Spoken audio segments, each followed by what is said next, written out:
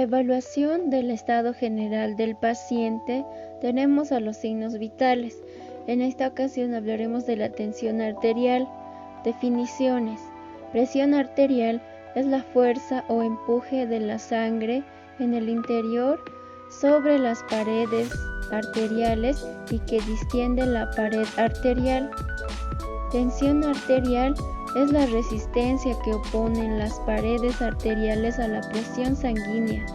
Es la fuerza de magnitud similar a la presión arterial que se opone en sentido contrario, para evitar su exagerada distensión sobre la base de su propia resistencia.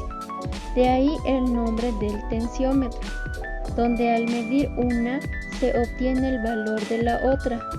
Se mide en milímetros de mercurio. Entonces podemos decir que tensión arterial es igual a la presión arterial. Esta presión sanguínea en el sistema arterial es determinada por la fuerza contráctil o volumen sistólico de eyección ventricular del corazón, que es la presión sistólica que depende del gasto cardíaco, volumen sanguíneo total, que también depende del gasto cardíaco, y la viscosidad sanguínea, elasticidad de los troncos arteriales, resistencia periférica de las arteriolas, que es la presión diastólica. La presión arterial es igual al gasto cardíaco por la resistencia vascular periférica. La presión arterial es un indicador basal del estado de salud del paciente como un importante parámetro hemodinámico. Puede medirse en fases muy tempranas del examen físico o integrarse en diferentes partes de esta. Técnicas para la medición de la presión arterial. Se puede dividir la técnica en tres aspectos: condiciones del paciente, condiciones del equipo y condiciones del observador. A continuación describimos cada una de ellas. Condiciones del paciente. Relajación física. Evitar ejercicio físico en los 30 minutos previos a la medición. Reposo de por lo menos 5 minutos antes de la toma de la presión. El paciente debe estar sentado con la espalda recta en un buen soporte, piernas sin cruzar y pies apoyados cómodamente sobre el suelo. Evitar hacer la medición en casos de malestar, con vejiga llena, necesidad de defecar, etc. Relajación mental. Reducir la ansiedad, propiciar un ambiente tranquilo, minimizar la actividad mental, no hablar, no preguntar. Evitar el consumo de cafeína o tabaco o estimulantes en general. En los 30 minutos previos, se debe tener en cuenta la administración reciente de fármacos con efectos sobre la presión arterial, incluyendo los antihipertensivos.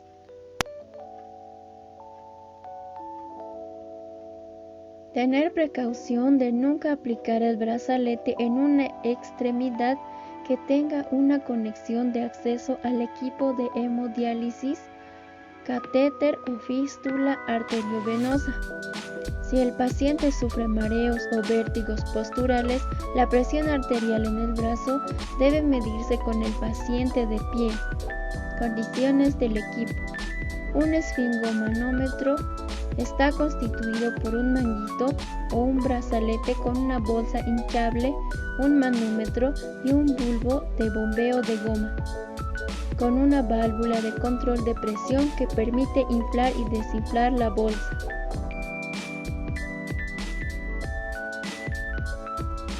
Se dispone de manguitos de distintos tamaños. Las dimensiones idóneas quedan condicionadas por el tamaño del brazo del paciente. En adultos, utilice un manguito cuya amplitud sea 1/3 o la mitad del perímetro de la extremidad del paciente. La longitud de la funda del manguito debe ser suficiente para envolver el brazo y cerrarse con facilidad. La longitud de la bolsa debe ser aproximadamente el doble que la anchura, en torno a un 80% del perímetro de la extremidad. sin llegar a rodear por completo la extremidad. Para niños, el manguito debe cubrir en torno a 2/3 del perímetro del brazo o el muslo. La anchura debe ser de al menos del 40% del perímetro. Tanto en niños como en adultos, un manguito demasiado ancho puede determinar estimaciones a la baja de la presión arterial, mientras que uno demasiado estrecho da lugar a mediciones erróneamente elevadas. El tamaño idóneo del manguito garantiza que la presión ejercida sobre la arteria es uniforme, lo que permite una medición precisa. También se dispone de un esfingomanómetro electrónico. Estos no requieren estetoscopio, porque captan las vibraciones y las convierten en impulsos eléctricos. Estos son transmitidos a un dispositivo que los transforma en una lectura digital. Se trata de un instrumento relativamente sensible que puede medir simultáneamente la frecuencia cardíaca. Sin embargo, no indica la calidad, el ritmo y otras características del pulso, por lo que no reemplaza al criterio del médico en la evaluación de esta variable. Además, se debe tener los siguientes puntos en cuenta. Si utiliza un esfingomanómetro de mercurio, se debe mantener en posición vertical y efectúe las lecturas a una altura de los ojos a una distancia de menos de 1 metro. Si emplea un instrumento aneroide, coloque la esfera de lectura justo frente a usted, a menos de 1 metro de distancia. Los manómetros aneroides pierden exactitud con el uso, por lo que deben calibrarse periódicamente. En pacientes obesos, sustituye el manguito por uno mayor aplicando los criterios de idoneidad mencionados. En caso de no disponer de uno lo suficientemente grande, puede aplicarse uno estándar en torno al antebrazo con el estetoscopio colocado sobre la arteria radial. En este caso es necesario anotar el tamaño del manguito y la localización de la auscultación. En pacientes adultos muy delgados, puede emplearse un manguito pediátrico. Evite el inflamiento lento o repetido del manguito, ya que puede inducir congestión venosa. Evite el inflamiento lento o repetido del manguito, ya que puede inducir congestión venosa y en consecuencia alterar la precisión de la lectura. Si es necesario repetir la medición, espera al menos 15 segundos entre cada lectura. Con el manguito completamente deshinchado, también puede retirar el manguito y mantener elevado el brazo del paciente durante 1 o 2 minutos. Las lecturas de auscultación sistólicas tienden a ser algo inferiores a las registradas con dispositivos oscilométricos. No son intercambiables. Condiciones del examinador. Mantener en todo momento aspectos éticos y bioéticos con el paciente, así como explicar al paciente paso a paso lo que vamos a realizar para la toma de su tensión arterial, comunicar al paciente su lectura de presión arterial y explicarle el significado de sus valores que se obtuvieron. Toma de la presión arterial. El brazo izquierdo descubierto apoyado a la altura del corazón, la ropa no debe ejercer compresión alguna sobre la arteria axilar o humeral. Se deben retirar las prendas gruesas y evitar que se enrollen para que no compriman el brazo. Sin embargo, alguna prenda fina menor de 2 milímetros de grosor no modificará los resultados. Se palpa la arteria braquial en la fosa antecubital medial al tendón del bíceps. Se aplica entonces el manguito desinflado sobre la pared interna del brazo, de modo que cubra y rebase por detrás el trayecto arterial y 2 a 3 traveses de dedo por encima de la fosa antecubital. Colocar el borde inferior del brazalete 2 a 3 centímetros por encima del pliegue del codo. El manguito debe quedar a la altura del corazón y la bolsa del manguito debe rodear al menos el 80% del perímetro del brazo. El manómetro debe estar perfectamente visible para el examinador. Coloque después el estetoscopio donde se percibió el pulso. El estetoscopio ha de aplicarse suavemente sobre la piel y algo alejado del manguito. Generalmente el diafragma, aunque la campana es más eficaz. No poner el estetoscopio debajo o sobre el manguito. En la pierna, el paciente debe estar en decúbito ventral. Enrolla el manguito alrededor del muslo, sin ropas, en el borde inferior a 2 a 3 centímetros de la fosa poplitea. El resto es similar al brazo, excepto que la arteria a palpar es la popltea o tibial posterior. Determinación de la presión arterial se determina por dos métodos: métodos indirectos o cruentos o métodos indirectos o no invasivos. La medición directa de las presiones in situ se hace canulando una arteria periférica por punción percutánea. Esta constituye una práctica habitual en unidades de cuidados intensivos y centros de exploración cardiovascular. En el ejercicio, el médico general se utilizan dos métodos indirectos, el palpatorio y el auscultatorio. Método palpatorio.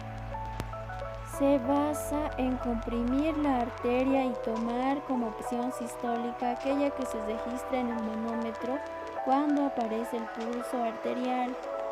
Procedimiento. Se insufla rápidamente el manguito hasta 20 a 30 milímetros de mercurio, por encima de la que produjo la desaparición del pulso radial. Después se hace descender lentamente la presión de 2 a 3 milímetros de mercurio. Determina solo la presión sistólica por palpación al momento que reaparece el pulso. Tiene un margen de error de menos de 15 milímetros de mercurio. Este método es usado para no tener que inflar el manguito más de lo necesario. Método auscultatorio. Se combina palpación con auscultación con la ventaja de medir tanto la presión sistólica como la diastólica. Se requiere un esfingomanómetro de mercurio o aneroide y un estetoscopio. Dejar transcurrir 30 a 60 segundos entre una y otra lectura con el manguito desinflado para eliminar la congestión venosa. Coloque a continuación la membrana del estetoscopio sobre la arteria braquial. Insuflar de nuevo el manguito hasta una presión de 20 a 30 milímetros de mercurio superior a la presión sistólica palpable por encima del nivel que desaparece el pulso. Desinfla el manguito lentamente a un ritmo de descenso de la aguja entre 2 a 3 milímetros de mercurio por segundo, escuchando los ruidos de Korokov. La presión sistólica corresponde al momento en el que se perciben los ruidos de 2 latidos consecutivos, por lo menos, y en el momento en que los ruidos disminuyen bruscamente de intensidad y desaparecen, indican la presión diastólica. Los ruidos de Korokov tienen 5 fases. La primera fase, los sonidos son claros, reflejan la presión sistólica. Es el primer ruido que se escucha. La fase 2, los ruidos son soplantes, como murmullos suaves. La fase 3, son ruidos secos que vuelven a intensificarse y se hacen muy nítidos. Fase 4, los ruidos decrecen, se amortiguan y se acerca la presión diastólica. En la fase 5 desaparece el ruido, unos 10 milímetros de mercurio debajo de la fase 4 y reflejan la presión diastólica. Las lecturas entre ambos brazos varían en un máximo de 10 milímetros de mercurio, con tendencia a ser mayor en el brazo derecho. La presión sistólica en los miembros inferiores es de 10 a 30 milímetros de mercurio mayor que en los miembros superiores. La diastólica es idéntica. Si tal diferencia se invierte o se exagera, es anormal. Valores normales. Los signos varían de persona a persona y en diferentes horas del día en un mismo paciente, pero hay ciertos límites que generalmente se consideran normales. La presión arterial en el neonato es alrededor de 45/40 milímetros de mercurio y aumenta paulatinamente según la edad. La presión sistólica está entre 110 más menos 20 milímetros de mercurio. La presión diastólica 80 más menos 20 milímetros de mercurio. Si se sobrepasan estos límites, podemos clasificarlos y orientarnos al diagnóstico de patologías. Normalmente la hipertensión arterial se define en razón de 2 o varias lecturas tomadas en 2 o más visitas después de una detección sistémica inicial. Las patologías que podemos encontrar: con el aumento de la presión arterial, la hipertensión arterial sistólica, por ejemplo en estados hipercinéticos, persistente aterosclerosis. La hipertensión arterial diastólica, asociado casi siempre con el aumento de la presión sistólica y constituye una hipertensión arterial verdadera o enfermedad hipertensiva. Por ejemplo, en la hipertensión arterial secundaria por riñón poliquístico, estenosis renal, endocrinopatías hematológicas, neurológicas o intoxicaciones. Patologías de la disminución de la presión arterial. Hipotensión arterial es cuando la presión sistólica es menos de 100 milímetros de mercurio y la diastólica es menos de 60 milímetros de mercurio. Por ejemplo, en shock, hipotensión ortostática, caquexia, a veces normal en mujeres jóvenes y delgadas. Otras enfermedades como la hipertensión arterial en miembros superiores y presión baja en miembros inferiores. Hipertensión de miembros con presión normal o baja en la otra extremidad, por ejemplo en la enfermedad de Takayasu. Hipertensión arterial de cúbito, por ejemplo en feocromocitoma. La persistencia de los ruidos de Korokov, por ejemplo en insuficiencia aórtica grave. Pozo o agujero auscultatorio es la ocasional desaparición con desaparición posterior de los ruidos auscultados durante la descompresión. Casi siempre se produce al final de la segunda fase e inicio del tercer ruido de Korokov, por ejemplo en pacientes con enfermedad hipertensiva o estenosis aórtica. También está otra enfermedad como la pseudohipertensión, la tríada de Cushing, la tríada de preeclampsia y el signo de Hill-Flagg, donde la diástole poplitea excede la braquial más de 20 milímetros de mercurio, por ejemplo en una insuficiencia aórtica.